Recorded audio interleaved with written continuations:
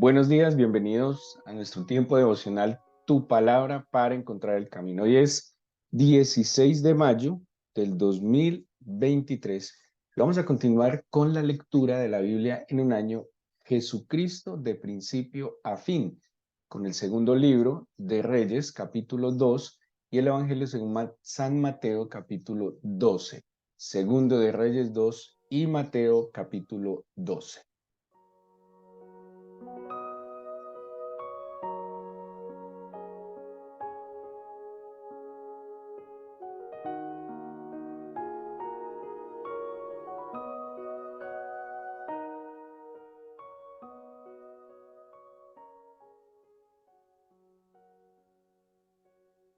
Podemos recordar que, bueno, ya aquí en el segundo libro de Reyes, eh, ya identificamos aquel momento histórico en el Antiguo Testamento en que como consecuencia del pecado de Salomón, hijo de David, el Señor lo castiga, pues literalmente lo castiga, dividiendo el reino de Israel, el reino que había podido consolidar de la mano del Señor su padre David, que había logrado unificar las 12 tribus, que había logrado liberar a la gran mayoría de los enemigos que tenía el pueblo de Israel en su entorno. Pues lastimosamente Salomón, que no tuvo que luchar, que Salomón tuvo paz, haciéndole honor también a su nombre. Eh, Lastimosamente, pues se confió, tuvo un exceso de confianza, no obedeció cabalmente muchos consejos que le dio su padre, y como consecuencia de haber tenido muchas mujeres, haber dejado que su corazón se inclinara hacia los dioses de estas mujeres, pues Salomón apostató, o sea, negó, contradijo lo que alguna vez profesó y creyó, y la consecuencia fue que su reino fue dividido. Eh, pero el Señor, dándole pues honor a su palabra y cumpliendo la palabra que le había dado a David, que le daría trono para siempre, entonces cuando divide el reino, se quedan 10 tribus en el norte y ahí se va a formar como una especie de nuevo país. Ese nuevo país va a conservar el nombre de Israel, pues tiene 10 de las 12 tribus, tiene la gran mayoría de los miembros del pueblo de la nación, y su capital se va a establecer en Samaria, ¿sí? Y va a quedar otro reino al sur que va a tener el nombre de Judá, puesto que va a ser eh, Judá y Efraín, porque va a ser la tribu principal que va a quedar en este reino, y su capital será establecida en Jerusalén. El linaje de David va a seguir gobernando en Judá, ¿sí? Va a seguir gobernando desde Jerusalén y en Judá. O sea que todos los reyes que va a haber en Judá van a ser descendientes de David, ¿sí? Todos son del linaje de David. Pero no va a pasar así en Israel. Los reyes que se van a ir levantando en Israel no necesariamente son de una misma dinastía, no son de un mismo linaje, sino que van a ser fruto de muchas conspiraciones y de muchas situaciones que van a vivir. Ahora, a veces la lectura puede ser un poco confusa, por eso hay que hacerlo con mucha atención, muy despacio, porque incluso hay reyes en Israel y en Judá que son homónimos, que tienen el mismo nombre. O sea, hubo tantos reyes en el norte como en el sur que tuvieron el mismo nombre, pero en sí, pues no eran de la misma familia. Bueno, hubo un linaje, un rey que sí hizo emparentar a una de sus hijas con un rey de Judá, que es eh, Omri, se llama así este rey. Omri va a hacer emparentar a una nieta con uno de los reyes de Judá. Bueno, eso es otra historia y no la podemos detallar, pero lo que quiero que tengamos muy claro, y así lo va a ir viendo en la lectura para que lo pueda ir distinguiendo, hay dos reinos, ¿sí? De todo Israel, que era uno solo, hay dos reinos. Uno se va a llamar Israel, su capital quedará en Samaria. Uno se va a llamar Judá y su capital será Jerusalén. ¿Cuál va a ser el agravante y el gran problema que tendrán los del norte? Es que los del norte se quedan sin templo, ¿sí? Los del norte se quedan sin lugar de culto y adoración. Y hay algo muy importante que no podemos nunca dejar de vista, es que el vínculo perfecto de cohesión del pueblo de Israel era el Señor, ¿sí? Y el Señor estaba manifestado en el pueblo a través del templo. Así que un pueblo que tenía un vínculo de cohesión, que era el templo, la presencia del Señor, se queda sin este lugar, pues obviamente ya de ahí en adelante todo va a ir en detrimento de esta unidad, ¿sí? ¿Por qué? Porque pues simplemente van a empezar a perder la identidad. Lo que le daba identidad al pueblo de Israel era su fe, la escritura, sus prácticas culticas, sus prácticas religiosas. Por eso cuando el pueblo se separa y el primer rey que es Jeroboam, él ve como un problema que no tienen lugar de culto. Y ahí es donde él se inventa y levanta unos ídolos para que el pueblo de Israel adore. Y él pensaba, o si no, se me van a desertar porque se van a ir a adorar a Jerusalén. Entonces, desde el primer rey de Israel, el corazón del pueblo fue desviado de la fe. El corazón del pueblo fue totalmente apartado de sus prácticas espirituales o religiosas o culticas, y pues obviamente esto empieza a hacer que decaiga esta identidad, empieza a generar fracturas en la cohesión que David, porque si ustedes observan a David, David fue un guerrero, David fue un conquistador, David defendió a su pueblo. Pero ¿qué fue lo más importante de David?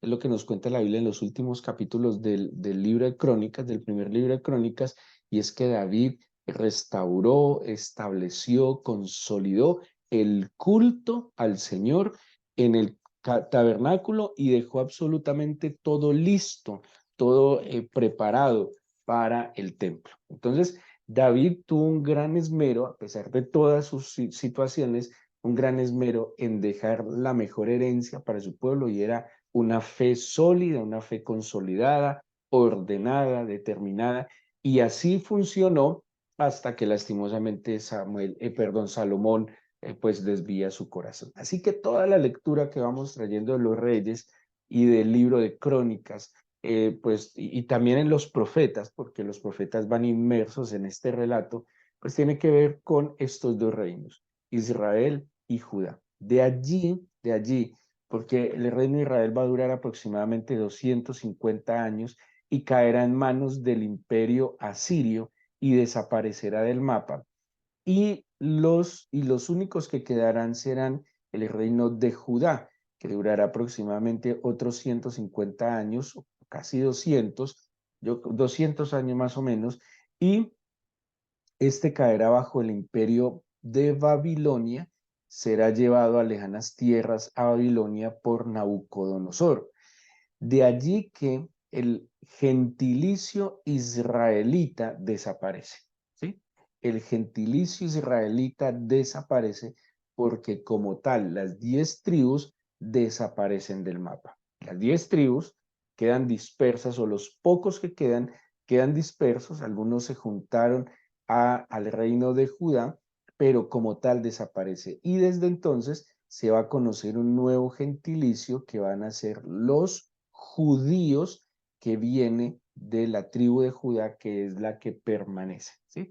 Entonces, por eso, durante muchos tiempos, a la nación que provenía de los lomos de Abraham, de Isaac y de Jacob, se le va a conocer entonces ya no como israelitas, sino como judíos, hasta el momento, hasta el 14 de mayo o el año 1948 de nuestra era, en que Israel logra su independencia y ser reconocido por la Organización de Naciones Unidas, que lo reconoce como un Estado independiente.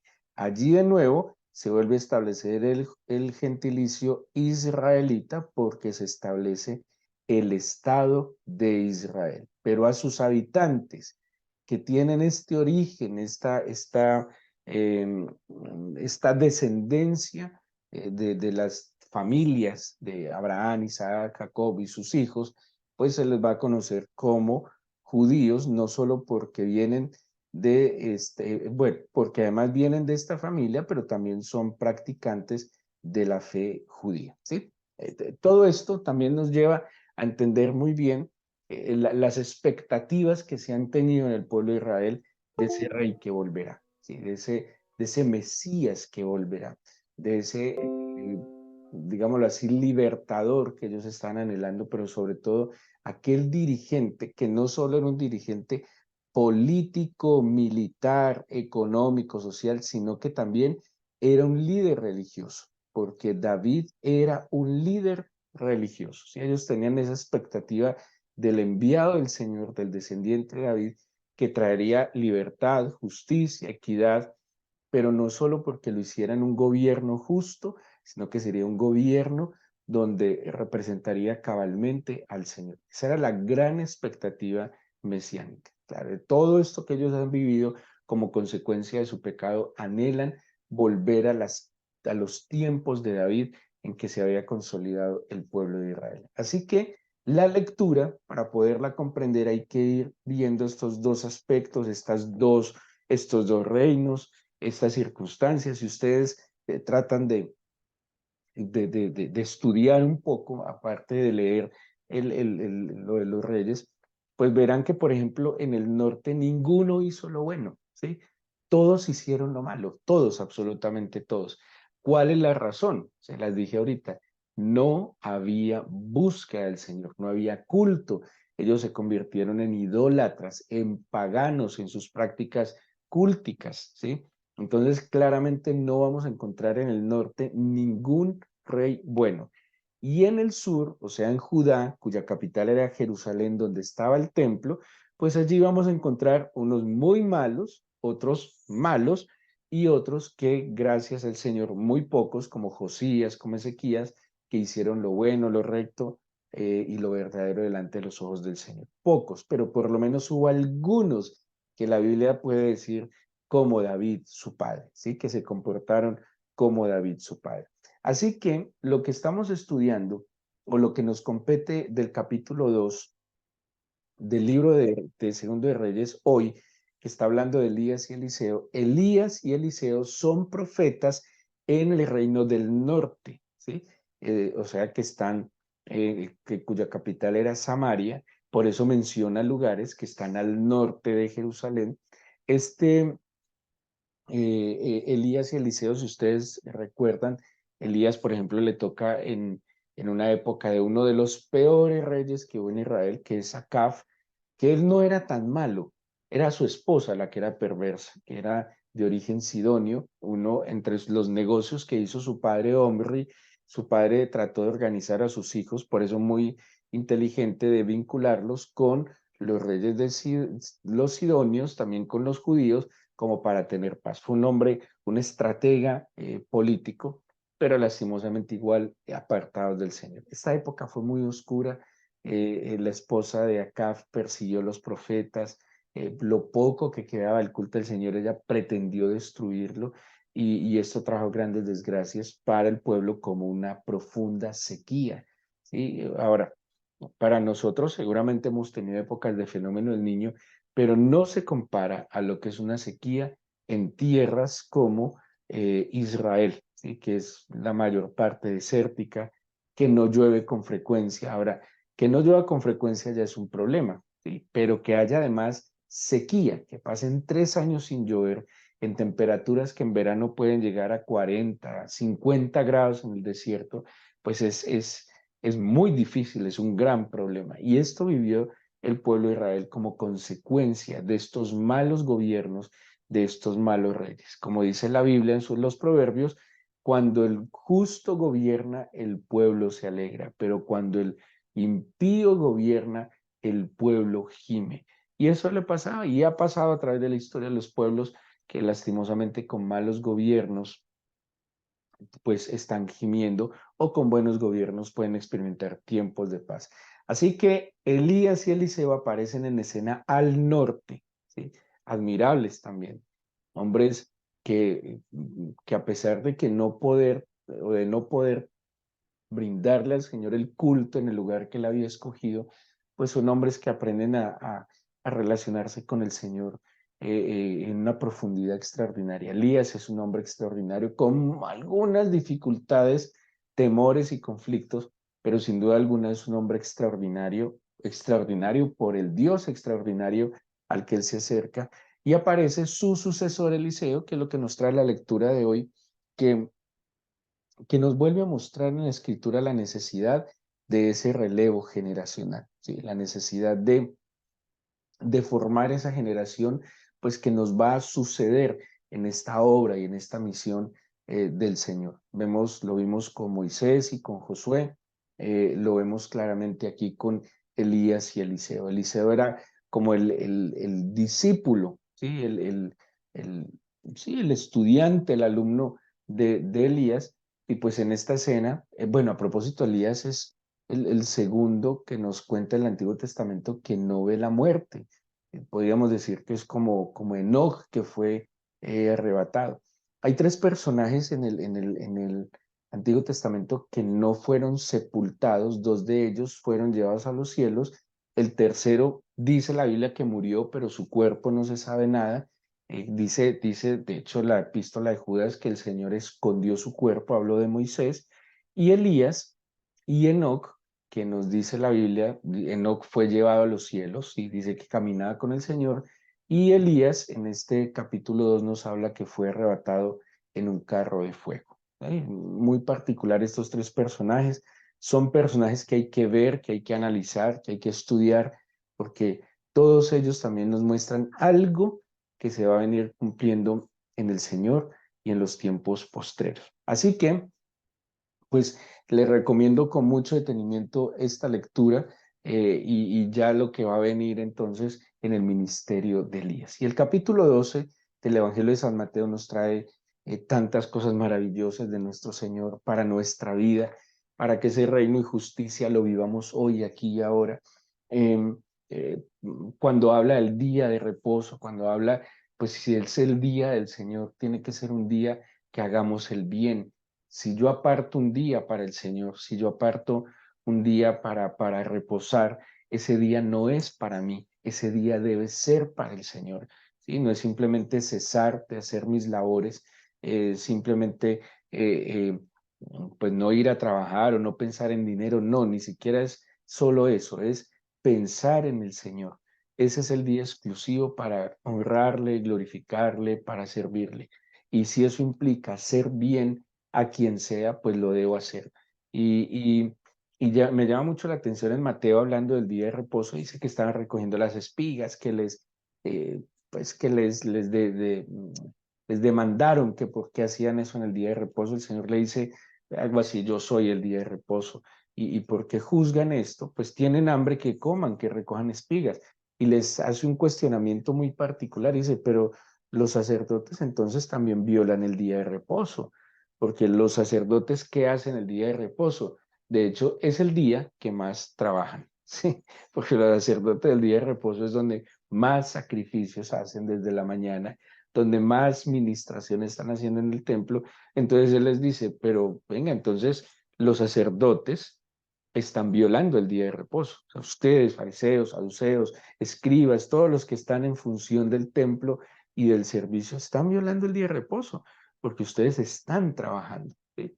Y porque lo lleva más allá, no es simplemente que usted diga, no, yo no voy a hacer nada, es el día de reposo, no, ese es el día del Señor, ese es el día para hacer bien, ese es el día para no pensar egoístamente en usted, sino pensar en los demás. Y esa va a ser la discusión que va a estar en gran parte o en una buena parte del capítulo 12.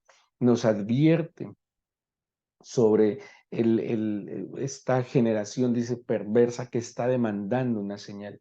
Y nos pone el ejemplo de Nínive y de la reina del sur, la reina de Saba que viene a visitar a Salomón. Aquí hay algo muy importante y es cómo eh, el Señor está preparando también a sus discípulos de que el Evangelio no es algo, o las buenas noticias, no es algo exclusivo del el pueblo de Israel, ¿sí?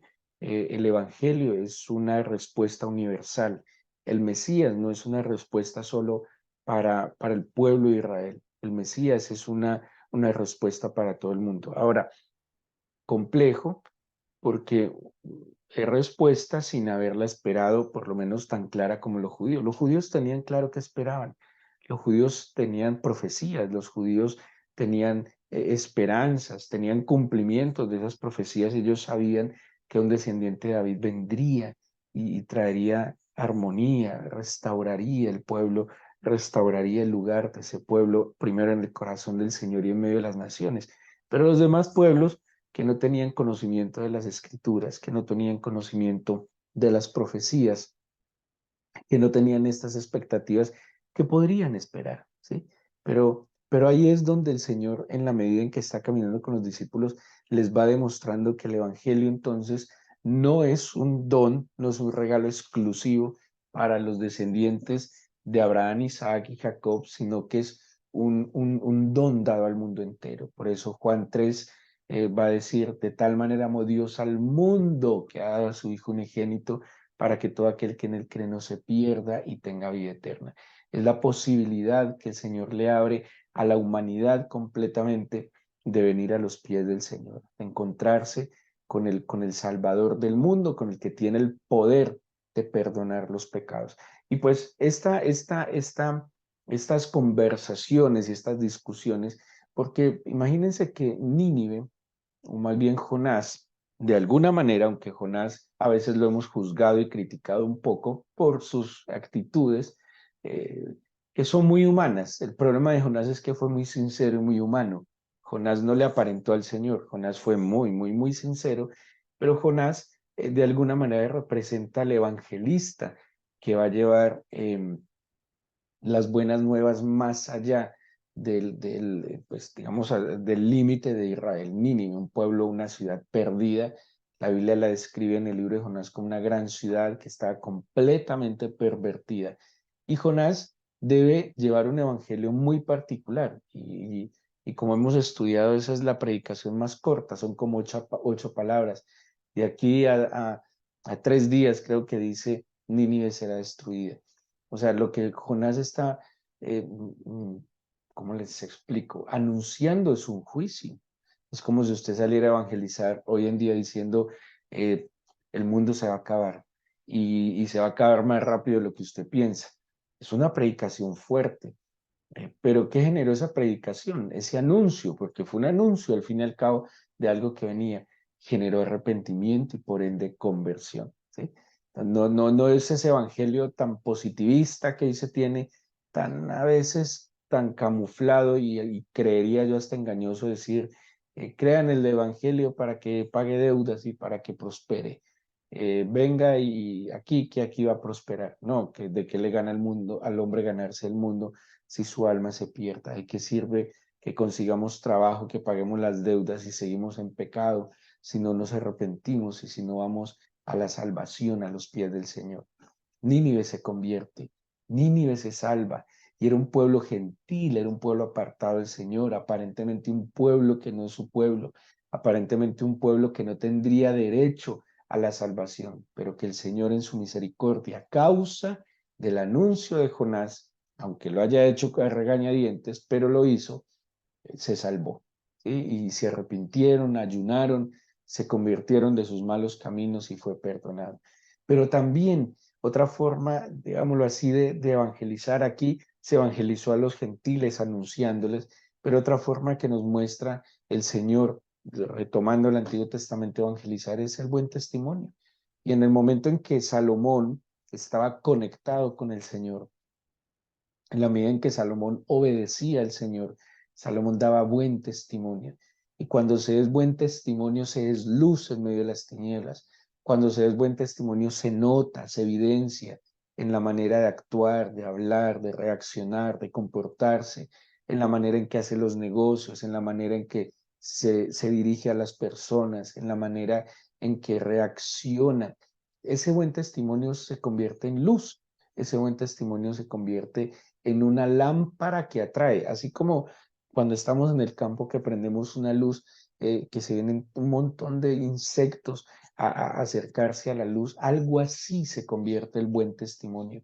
Y Salomón en su momento en su sabiduría, en la plenitud de estar en la coinonía, en la relación común con el Señor, pues se vuelve, atrae personas que necesitan la luz, atrae personas que están apartadas de la luz. En medio de tantas tinieblas, la luz se nota. Y la reina de Saba dice, vino de lejanas tierras a causa de la sabiduría de Salomón, ¿sí? Y viene y dice que ella se asombraba no solo de escuchar a Salomón, y así lo describe la Biblia, sino de ver cómo Salomón vivía, cómo vivían eh, sus colaboradores, cómo vivía el pueblo, que no solo Salomón vivía bien, sino que los que estaban al lado suyo vivían bien. Tenaz, porque aquí vemos como dos formas de evangelizar, una a través de llevar el evangelio y anunciar el evangelio allá, pero otra cosa también en atraer a la luz a través de mi buen testimonio. Y el Señor retoma estas dos señales como dice, porque estoy en el capítulo 12:38, diciendo, deseamos ver de ti señal. Y él les contestó, la generación mala adúltera demanda señal, pero señal no le será dada, sino la señal del profeta Salomón, ¿sí? Y esa señal de alguna manera es la que se da a través del cumplimiento del evangelio. Voy, llevo las nuevas, voy y anuncio de que el reino de los cielos se ha acercado y también debo hacer un llamado al arrepentimiento. Yo creo que ese pedacito lo tenemos muy cortico en la evangelización o lo pasamos así como de agache, pero en la evangelización hay que pregonar que es necesario que haya arrepentimiento para llegar al perdón de pecados y por ende a la salvación. Pero por otro lado, también está entonces nuestro modo de vida, cómo caminamos de la mano del Señor, cómo nos dejamos influenciar de la presencia del Señor, que esa luz eterna resplandezca a través de nosotros y que esa luz irradie a nuestro entorno que puede estar en tinieblas para que muchos sean atraídos y lleguen también a la salvación. Vamos a orar entonces, vamos a entregarle este día al Señor. Eh, Ojalá lo puedan leer con mucho detenimiento con esta breve explicación que les hice y puedan pues permitir que hoy el Señor tome el control de nuestros corazones, que reine en nosotros y que reine a través de nosotros. Así que vamos a disponer todos nuestros corazones para entregarle este día al Señor en oración.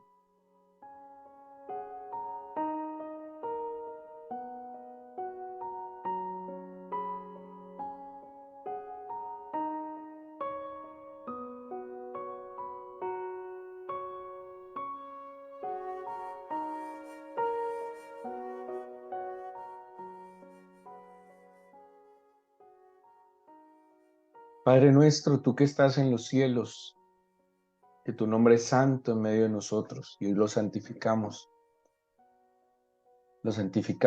apartándonos para ti, expresándote nuestro cariño, gratitud, esperanza. Padre nuestro, en el nombre de tu Hijo Jesucristo, presentamos nuestros corazones y nuestras vidas. Te pedimos que la luz de tu Espíritu, Señor, y la plenitud del mismo sea sobre nosotros. Te pedimos, Señor, que por tu palabra seamos limpiados para llevar más fruto, que estemos arraigados en ti, sobreedificados en ti.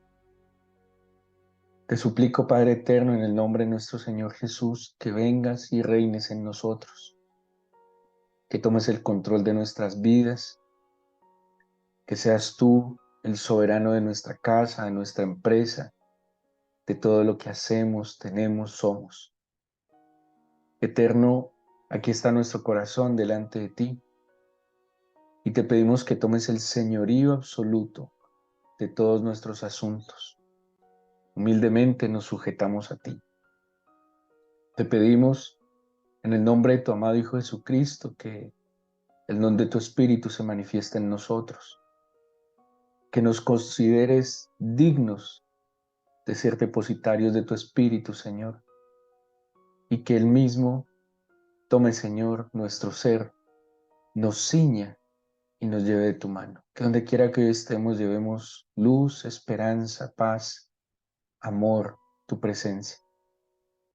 Que donde quiera que estemos hoy seamos bendición, que tu luz resplandezca a través de nosotros.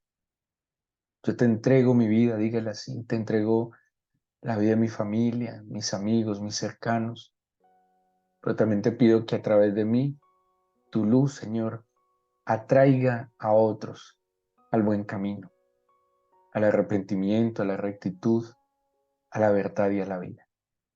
Te entrego mi corazón y te pido tu bendición para cada uno de tus hijos. En el nombre de Jesús. Amén.